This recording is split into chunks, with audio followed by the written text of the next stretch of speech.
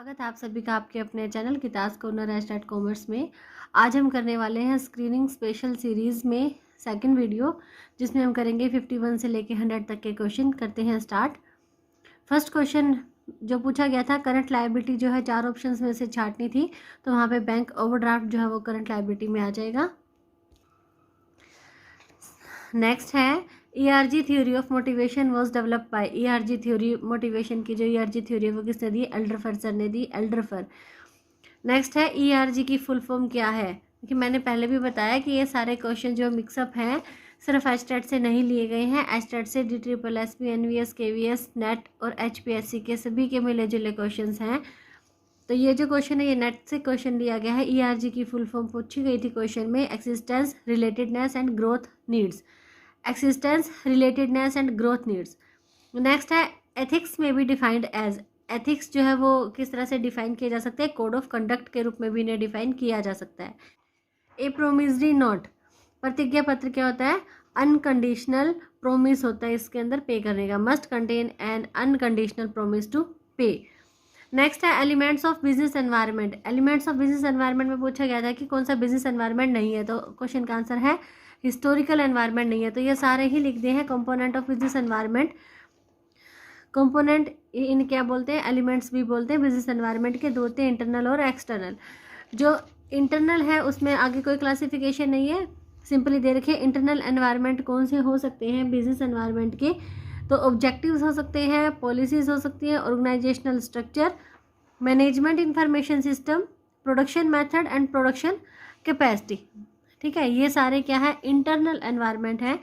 और जो external environment है इसके दो पार्ट होते हैं, एक माइक्रो एनवायरनमेंट और एक मैक्रो। माइक्रो को क्या बोलते हैं? ऑपरेटिंग एनवायरनमेंट, ठीक है, जिसमें रहकर एक बिजनेस जो है वो ऑपरेट करता है। और मैक्रो एनवायरनमेंट एक जनरल होता है जो सभी के लिए एक जैसा होता है। तो माइक्रो एनवायरनमेंट के यानी कि ऑपरेटिंग एनवायरनमेंट के पार्ट कौन से हैं? Customers, suppliers, competitors, public, market, intermediators. और मैक्रो या जनरल एनवायरनमेंट में क्या आ जाएंगे? Economic environment, social environment, technological environment, political environment और लीगल एनवायरनमेंट। इकोनॉमिक एनवायरनमेंट आर्थिक वातावरण, सोशल सामाजिक वातावरण, टेक्नोलॉजिकल तकनीकी वातावरण और पॉलिटिकल राजनीति, और लीगल हमारा वैधानिक वातावरण। तो क्वेश्चन क्या था यहाँ पे कि एलिमेंट कौन सा नहीं है बिजनेस एनवायरनमेंट का? तो हिस्टोरिकल एनवायरनमेंट इसका आंसर था कि वो नहीं है, क्योंकि हिस्टोरिकल है ही नहीं यहाँ पे। नेक्स्ट क्वेश्चन है the beginning of accounting is said to be from. Accounting जो है इसकी शुरुआत कहाँ से मानी गई है? 4000 BC से 3000 BC तक इसकी बिगिनिंग जो है वो मानी गई है। नेक्स्ट क्वेश्चन है depreciation is the gradual successive. Gradual का मीनिंग क्या होता है? सक्सेसिव यानी कि जो लगातार होने वाली है। श्रिंकरेज यानी कि कमी। इन द किस में होती है कमी? डेप्रिशिएशन से किसकी वैल्यू में कमी आती है? Book value of fix asset. Fix asset की बुक वैल्यू में कमी आती है। नेक्स्ट है the purpose of cost accounting is. Cost accounting का पर्पस क्या होता है? To ascertain cost. कॉस्ट को पता लगाना, कॉस्ट का पता लगाना ही कॉस्ट अकाउंटिंग का मेन पर्पस है। नेक्स्ट है communication is an exchange of. Communication जो है वो किसका आदान प्रदान है? इंफॉर्मेशन का, फीलिंग्स का, आइडियाज़ एंड ओपिनियंस का। और भी बहुत सारी चीज़ें हो सकती है जिसका एक्सचेंज होता है इन कम्युनिकेशन। लेकिन जो हमारा क्वेश्चन था और इन ये जो जितने भी नोट्स हैं इन सभी में क्वेश्चंस ही लिए हैं प्रीवियस पेपर के। तो क्वेश्चन के अकॉर्डिंग हमारा ये बना टॉपिक कि कम्युनिकेशन किसका एक्सचेंज है? Information, feelings, ideas and opinions का। Next delegation of authority involves. Delegation अधिकारों के भारार्पण में क्या शामिल किया जाता है? Assigning of duties to subordinate. अपने जो सहयोगी हैं उन्हें ड्यूटीज असाइन करना ही डेलीगेशन ऑफ अथॉरिटी होता है। ठीक है, अपने से नीचे जो काम करने वाले हैं उनको ड्यूटी देना, उनको काम देना, ये डेलीगेशन ऑफ अथॉरिटी में आ जाएगा। नेक्स्ट है रिक्रूटमेंट क्या है? रिक्रूटमेंट एक पॉजिटिव प्रोसेस है और सिलेक्शन एक नेगेटिव प्रोसेस है। ठीक है, ये दोनों ही इंपॉर्टेंट हो जाता है। रिक्रूटमेंट एक पॉजिटिव प्रोसेस होती है, सिलेक्शन एक नेगेटिव। 64 में है the two factor theory of motivation was propounded bye. Two factor theory किसने दी है? हर्जबर्ग ने दी। नेक्स्ट है एन आर्टिफिशियल पर्सन कौन सा होता है? कंपनी होती है। ऐसे तो बहुत सारे होते हैं लेकिन क्वेश्चन की रिक्वायरमेंट थी कि 4 ऑप्शन में से छांटना था, तो वहाँ पे कंपनी था एक आर्टिफिशियल पर्सन। अगर चैनल पे नए आए हैं तो पहले प्रीवियस वीडियोस को देखिए, उसके बाद ही ये स्क्रीनिंग स्पेशल सीरीज़ जो है इसको देखेंगे आप, क्योंकि तभी आपकी अच्छे से तैयारी हो पाएगी। और चैनल पे नए हैं तो सब्सक्राइब कर दीजिए चैनल को। नेक्स्ट है RDBMS, relational database management system. ठीक है, फुल फॉर्म की पहले भी एक वीडियो करी थी, उसमें सारी ही फुल फॉर्म्स थी, तो तभी कह रही हूँ कि ये अगर ये वाली वीडियोस से पहले अगर प्रीवियस वीडियोस को देखेंगे तो अच्छे से समझ में बिल्कुल क्लैरिटी हो जाएगी, सारी चीज़ें एकदम से माइंड में बिल्कुल फिट हो जाएंगी। RDBMS की फुल फॉर्म क्या है? Relational database management system. Next, in the absence of an agreement partners are entitled to. देखिए, अगर पार्टनर्स के बीच में कोई समझौता नहीं है, लेकिन उन्होंने कोई डीड ही नहीं रखी है, और डीड में अगर कोई बात लिखना भूल गए हैं, तो क्या होता है, पार्टनर्स को क्या दिया जाएगा? Interest on loans and advances, ये जरूर दिया जाता है, और इसकी जो परसेंटेज है कितनी होगी? 6% होती है। Next, the balance of the पेटी कैश बुक इज, पेटी कैश बुक का बैलेंस उसे क्या माना जाता है? एसेट माना जाता है, एन एसेट। ये क्वेश्चन 2 टाइम्स तो एचटेट में रिपीटेड है। द बैलेंस ऑफ पेटी cash book is an asset. Debit balance of A trial balance क्या था? यहाँ ऑप्शंस जो थे उसमें से छाटना था, तो प्रीपेड एक्सपेंसेस इसका आंसर था क्वेश्चन का। कि डेबिट बैलेंस होता है ट्रायल बैलेंस का, कि डेबिट में जो आइटम आते हैं वो होते हैं प्रीपेड एक्सपेंसेस। अब डेबिट में आता क्या क्या है? जितनी भी एसेट्स है वो डेबिट में आती है, जितने भी एक्सपेंसेस है वो डेबिट में आते हैं। और क्रेडिट में क्या आ जाएगा? जितनी भी लाइबिलिटीज़ हैं, जितनी भी इनकम्स के अकाउंट है, वो सारे के सारे क्रेडिट बैलेंस में आ जाएंगे। Next, and management by objectives, there is a determination of objectives of. ये जो उद्देश्य द्वारा निर्धारण है, इसमें जो उद्देश्य है वो क्या क्या क्या हो सकते हैं? एंटरप्राइज का हो सकता है, यूनिट का हो सकता है, और मैनेजर का भी हो सकता है। तीनों ही जो ऑब्जेक्टिव है वो मैनेजमेंट बाय ऑब्जेक्टिव में आ जाएंगे। नेक्स्ट है आउटपुट डिवाइस कौन सी होती है? Monitor, plotter, printer. Monitor, plotter, printer तीनों ही आउटपुट डिवाइसेज है। Next, on dissolution of the firm partners capital account are closed through. देखिए, फर्म के समापन पर जो कैपिटल अकाउंट बनाया जाता है, पार्टनर्स कैपिटल अकाउंट, उसको किससे बंद किया जाता है? उसको कैश और बैंक अकाउंट के बैलेंस से बंद किया जाता है। नेक्स्ट है function of management. Function of management ऐसे अगर मोटा मोटा बांटे तो 5 तरह के: planning, organising, staffing, directing, then controlling. लेकिन डायरेक्टिंग के 4 पार्ट हैं यहाँ पे: सुपरविजन, मोटिवेशन, लीडरशिप और कम्युनिकेशन। तो क्वेश्चन जो पूछा जाता है कि कौन सा मैनेजमेंट का फंक्शन नहीं है, उसमें ये पार्ट्स भी दे देते हैं बीच में उठा के। डायरेक्टिंग नहीं देंगे, डायरेक्टिंग की जगह कोई भी एक पार्ट उठा के दे देंगे उसकी जगह।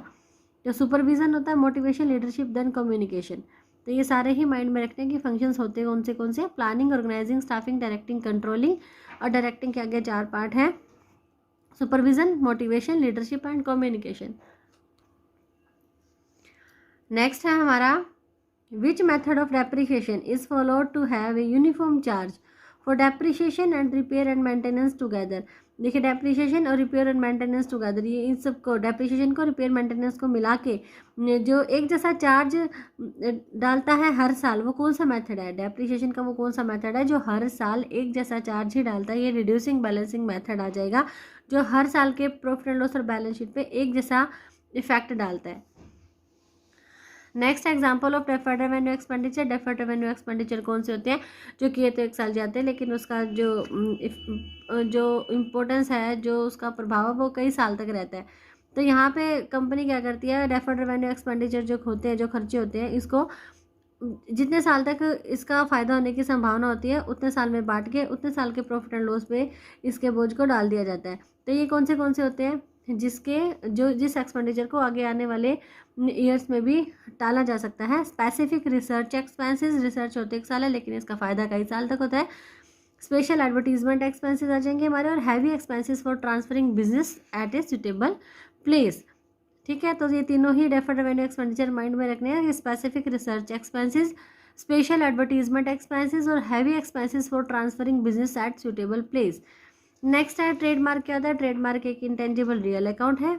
नेक्स्ट में हमें ट्रू स्टेटमेंट को छाटना था। ट्रू स्टेटमेंट में जिस लाइन पे फोकस करना है वो ये है, can not be determined properly.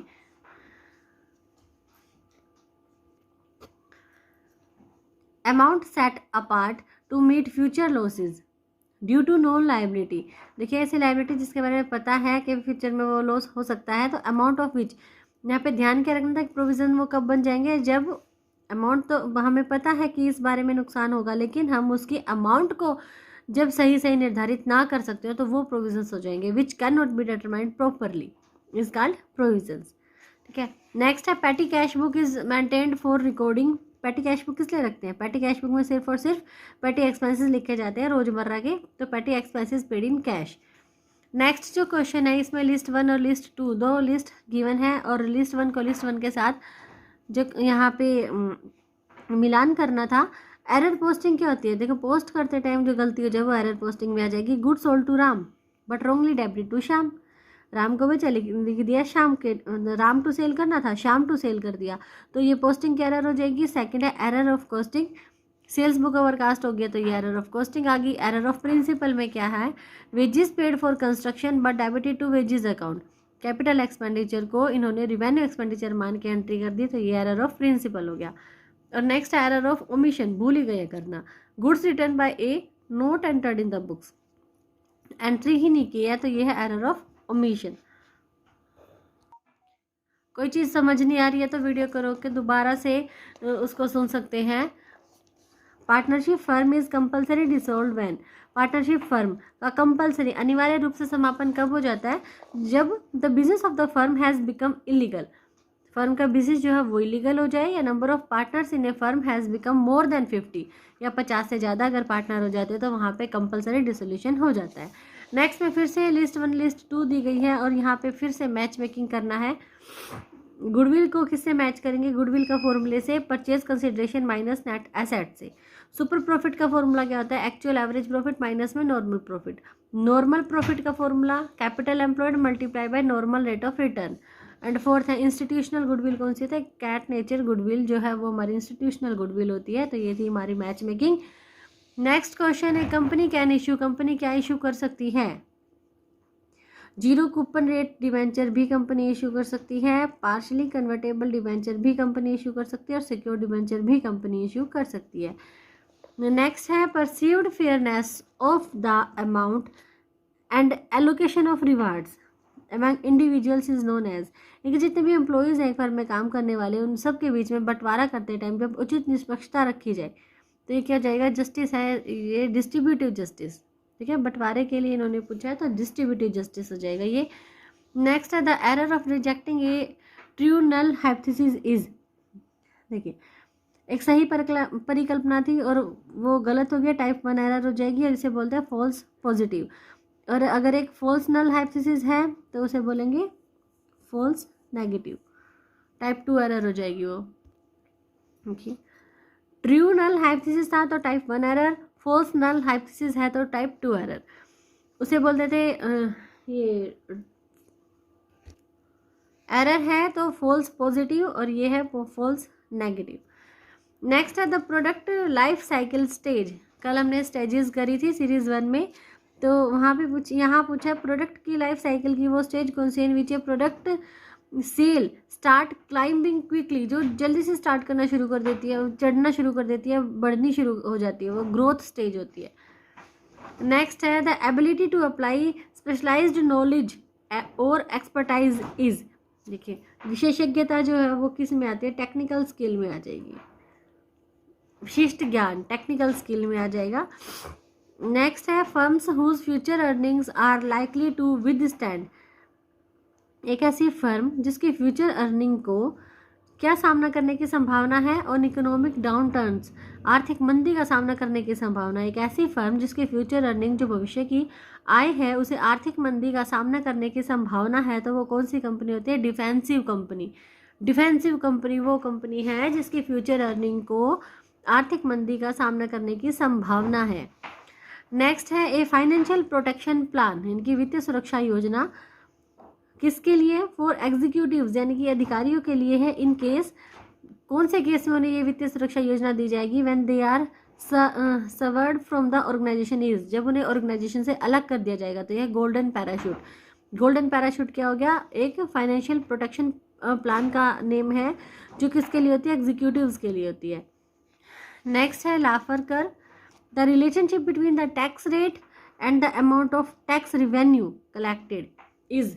देखिए, टैक्स रेट को एक्स एक्सिस पे रखा गया है और वाई पे टैक्स की रिवेन्यू को रखा गया है, ये गवर्नमेंट की रिवेन्यू है, ये होता है लाफर कर्व।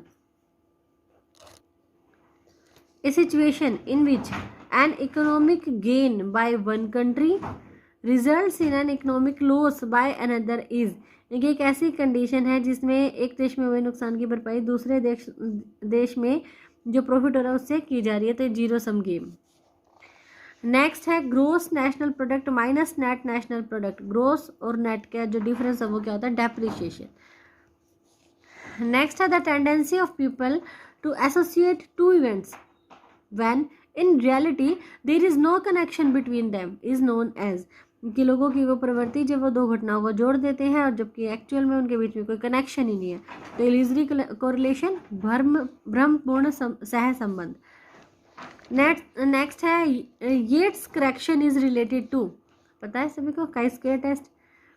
नेक्स्ट है path goal theory of leadership, ये किसने दी? Was developed by Robert House ने दी थी। Path goal theory of leadership Robert House ने। नेक्स्ट में कल वाली सीरीज में क्वेश्चन किया था मैनेजरल रोल्स, जो किसने दिए? हेनरी मिंजबर्ग ने। तो यहाँ पे जो क्वेश्चन था वो ये था कि भाई इन चारों ऑप्शन में से कौन सा ऐसा ऑप्शन है जो हेनरी मिंजबर्ग के द्वारा दिए गए मैनेजरल रोल में नहीं है। तो जो ये हैं ये सारे लिख दिए गए हैं, ये याद रखने हैं अच्छे से। मैनेजरल रोल जो हेनरी मिंजबर्ग ने दिए 3 तरह के होते हैं, इंटरपर्सनल, इंफॉर्मेशनल और डिसीजन मेकिंग। इंटरपर्सनल, इंफॉर्मेशनल और डिसीजन मेकिंग। इंटरपर्सनल में 3 तरह से आते हैं, फिगर हेड, ये हमारा लीडर और लेसन, फिगर हेड, लीडर और लेसन। और इंफॉर्मेशनल में मॉनिटर, डिसामिनेटर और स्पोक्समैन, मॉनिटर, डिसामिनेटर और स्पोक्समैन। और डिसीजन मेकिंग किसे करनी पड़ती है भाई? ये entrepreneur, disturbance handler, resource allocator और नेगोशिएटर। ठीक है, ये चारों डिसीजन मेकिंग रोल है। ये भी तो क्वेश्चन पूछ सकते हैं कि भाई इनमें से कौन सा डिसीजन मेकिंग रोल नहीं है हेनरी मिंजबर्ग का, या फिर कौन सा है। ठीक है, तो ये ध्यान रखना, इंटरपर्सनल, इंफॉर्मेशनल और डिसीजन मेकिंग।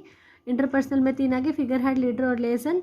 और हमारे इंफॉर्मेशनल में आगे हैं मॉनिटर, डिसामिनेटर और स्पोक्समैन। और इसमें ये entrepreneur, disturbance handler, resource allocator और नेगोशिएटर। ये रिपीटेड क्वेश्चन है, कल भी क्या था? नेशनल इनकम में क्या, नेशनल इनकम किसका दूसरा नाम है?